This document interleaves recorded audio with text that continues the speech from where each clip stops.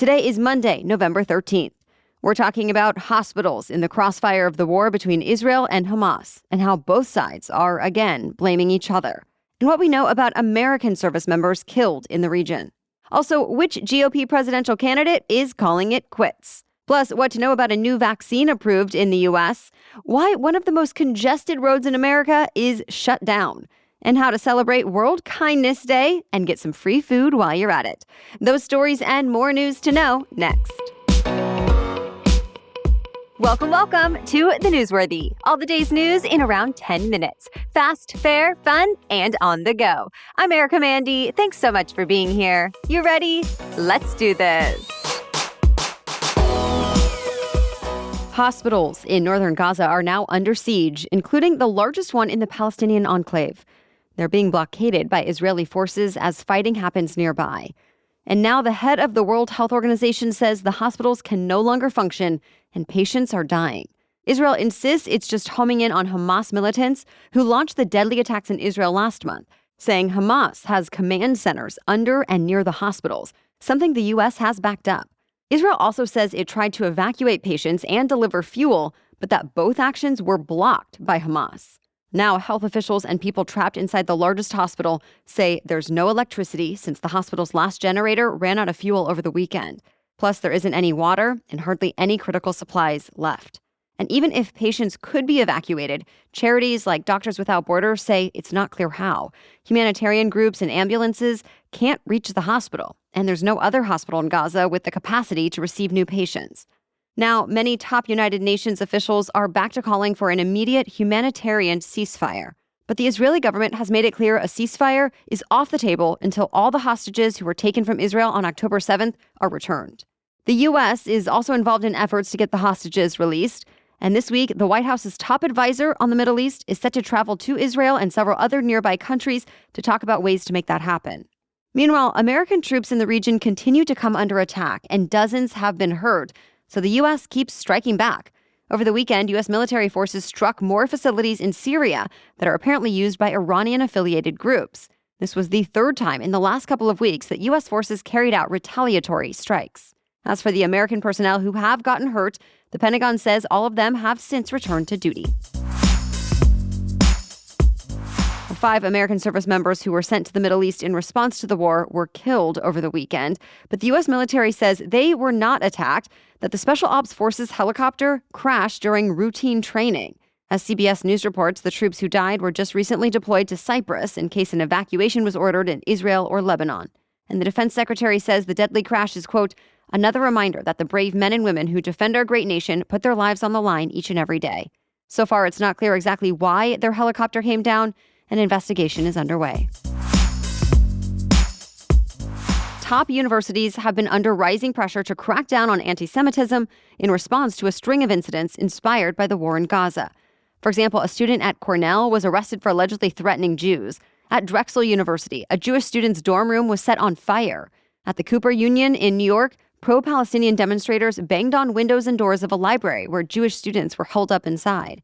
And at Tulane, protesters assaulted a Jewish student, breaking his nose. Pro-Palestinian students say they're also being targeted. Many have apparently been harassed, doxxed, and have lost their jobs. Some have also been physically assaulted, including a Stanford student who was hurt in a hit and run on campus that's being investigated as a hate crime. In response to this concerning trend, the Biden administration told colleges they must unequivocally condemn anti-Semitism and Islamophobia and take aggressive action to stop it or lose federal funding. Many high-dollar donors have also told universities to crack down or risk losing their donations too. So some schools are starting to get involved. Columbia suspended 2 pro-Palestinian groups through the end of the semester, saying they have violated university policies. MIT sent students a letter reminding them of the boundaries for protests on campus. And the University of Pennsylvania set up a new task force to address anti-Semitism. Of course, it's not just American colleges dealing with this problem. Since the war in the Middle East began, both anti-Semitic and Islamophobic incidents have been documented all over the U.S. and around the globe. Like in France, where an uptick in anti-Jewish hate crimes brought out more than 180,000 protesters over the weekend. They marched peacefully yesterday in what ended up being the largest gathering in decades to address anti-Semitism in France. The United Nations is also sounding the alarm over a war in another part of the world.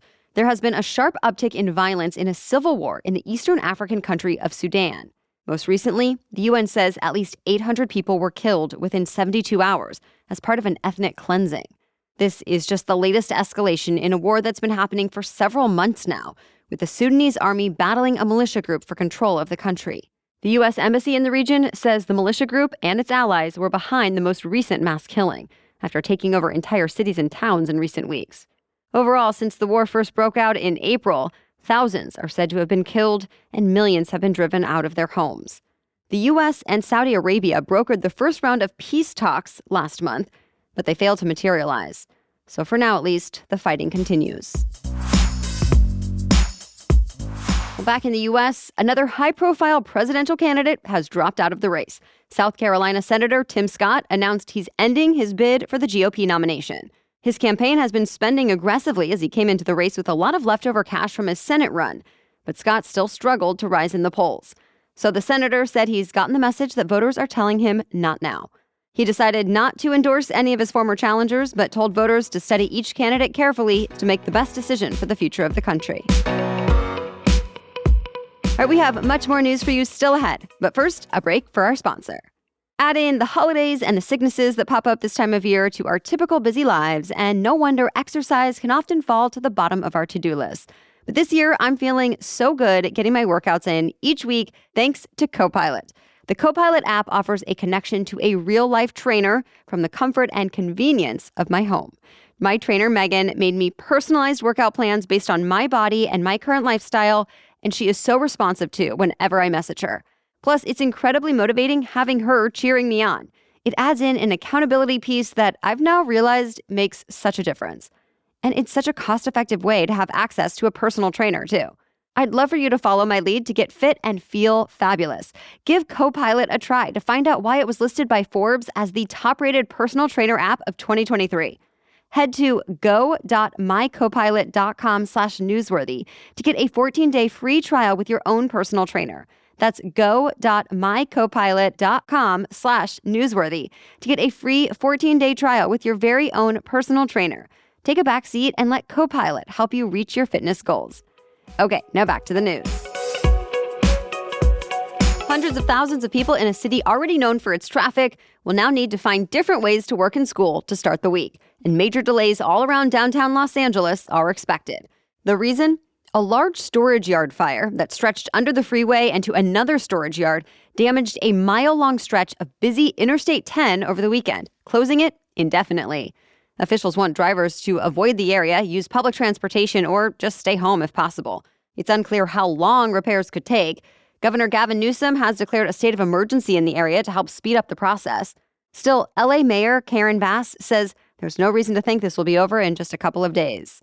About 300,000 vehicles travel this stretch of the 10 freeway in Los Angeles every day. Well, unfortunately, another destructive wildfire is burning in Hawaii. This one hasn't destroyed any homes or left anyone injured, like the last devastating one on Maui a few months ago. But it is destroying an irreplaceable native rainforest on the island of Oahu that's home to nearly 24 fragile species. The U.S. Fish and Wildlife Service is surveying the damage now to figure out exactly which plants and wildlife have been harmed. It's been happening on Oahu's wetter windward side, but drought has made even that part of the island dry. So this could be a new normal. At last check, the fire was 90% contained. The FDA approved the world's first vaccine to prevent chikungunya, and some health officials say it's a vaccine that's likely going to be needed more in the future. Chikungunya is a virus that comes from mosquitoes and can cause a high fever, joint and muscle pain, headache, and rash. It used to just show up in the U.S. rarely among people who have traveled. But there's been an uptick in Americans who have tested positive in the last few years in states like Texas and Florida, a trend that's been attributed to global warming. And public health experts have warned the number of cases could keep going up because mosquitoes who carry the virus thrive in warmer temperatures. The new vaccine is a single-dose shot for people 18 and older who have an increased risk of being exposed to the disease. And many experts say it's important, since there's now no specific treatment for chikungunya. And while most cases only last a few days, it can become chronic or debilitating for some. But there are some side effects to the shots too, like temporary headaches, muscle pain, and fever. And the vaccine maker will have to continue studying the shots to make sure there aren't any more serious risks, even now that it's been given the go-ahead. Today marks the 25th anniversary of World Kindness Day. It was first started by a nonprofit called the World Kindness Movement. The group hopes to inspire people to treat each other better and ultimately create a fairer, kinder world. Anyone can take part simply by spreading positivity and goodwill in their own way. But a few ideas from the Random Acts of Kindness Foundation include sending an uplifting text to a friend or family member, cooking a meal for someone struggling, mailing a handwritten letter, donating blood, only leaving positive comments online, letting someone merge in traffic, or even looking in the mirror and saying a few nice things about yourself. By the way, Krispy Kreme is getting in on the kindness. The chain is giving out free boxes of donuts to the first 500 customers at each location. No need to buy anything else. Krispy Kreme says simple gestures like sharing a sweet treat is a great way to make a positive difference. That's it for the main news, so now it's time for Money Monday, when we talk about one interesting money-related news story. But first, support for today's episode comes from Lumi. If you are looking for the deodorant to keep you smelling fresh and clean all over this holiday season, look no further. Lumi Whole Body Deodorant is proven to keep working for up to 72 hours. So if 3 days of odor control isn't something to be thankful for, I don't know what is. Lumi is truly my go-to, from the body wash to the stick deodorant to the on-the-go deodorant wipes. I love all the options and the effectiveness. Unlike a lot of aluminum-free deodorant that just tries to mask odor, Lumi acts as a sort of pre-odorant, actually blocking bacteria from digesting fluids on our skin, which then prevents BO from happening in the first place. Lumi's starter pack is actually perfect for new customers. It comes with a solid stick deodorant, cream tube deodorant, 2 free products of your choice like mini body wash and deodorant wipes, and free shipping. As a special offer for our listeners, new customers get $5 off Lumi's starter pack with our exclusive code and link. And for a limited time, returning customers can get $5 off their next purchase of $30 or more too. So use code NEWSWORTHY at LumiDeodorant.com. LumiDeodorant.com. Thank you to Lumi for making this holiday season smell a whole lot better. Okay, now back to Money Monday. So today we are talking about the U.S. economy's secret weapon, baby boomers. A new study from Bank of America calls them silver spenders. It says people born before 1965 are actually the only group increasing retail purchases year over year. As B of A explains it, the older generation is not as susceptible to rising interest rates since they just don't have as much need to borrow money for things like student or home loans. Some might even be able to downsize to a smaller house. Plus, seniors are less at risk of layoffs. Many seniors get income from their stock portfolios and rental properties. And this year's Social Security cost of living adjustment is expected to exceed inflation. So they've built up quite the nest egg.